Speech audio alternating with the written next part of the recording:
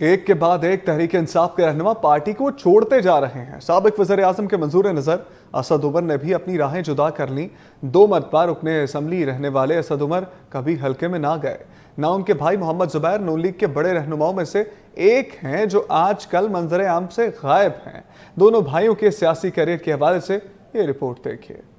نے سیاست سے دستبرداری کا اعلان کیا ہے، مگر ذرائع کہتے ہیں کہ وہ جلد کسی دوسری پارٹی کے افق پر نمودار ہوں گے۔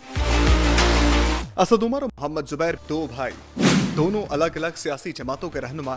دونوں بھائی سیاستدان نہیں بلکہ ٹیکنوکریٹس کے طور پر جانے گئے۔ دونوں بھائیوں کو سیاست میں آنے کے بعد ان کی پارٹیوں نے اہم عہدوں سے نوازا۔ ایک نواز شریف کا منظور نظر، دوسرا چیئرمین پی ٹی آئی کا چہیتا۔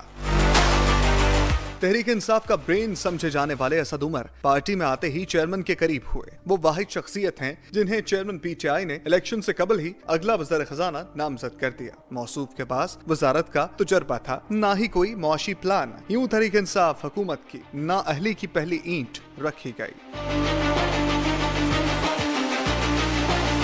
مبصرین کے مطابق اسد عمر کو خزانے جیسی اہم وزارت دینا بڑی سیاسی غلطی تھی۔ آئی ایم ایف سے معاہدے میں بلا وجہ تاخیر کا سبب بھی ان کی بے جا ضد اور زمینی حقائق سے لا علمی تھی، جس سے ملک کی معیشت کو ناقابل تلافی نقصان پہنچا۔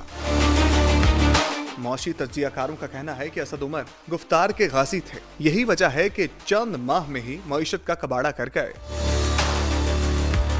ذرائع کے مطابق چیئرمین پی ٹی آئی بھی نجی محفلوں میں یہ کہتے پائے گئے کہ اسد عمر نے مروا دیا۔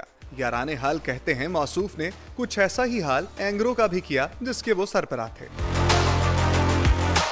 اسد عمر نے 2 مرتبہ قومی اسمبلی کا الیکشن لڑا۔ مبصرین کے مطابق دونوں بار کامیابی کی واحد وجہ ان کا انتخابی نشان تھا، یعنی بلہ۔ مبصرین کا مزید کہنا تھا کہ موصوف کبھی اپنے حلقے میں نہیں گئے، نہ ہی انہیں اپنے حلقے کے عوام کے مسائل کا اندازہ تھا۔ وہ علمی بھاشن دینے کے تو ماہر تھے، مگر زمینی حقائق سے دور، بلکہ بہت ہی دور۔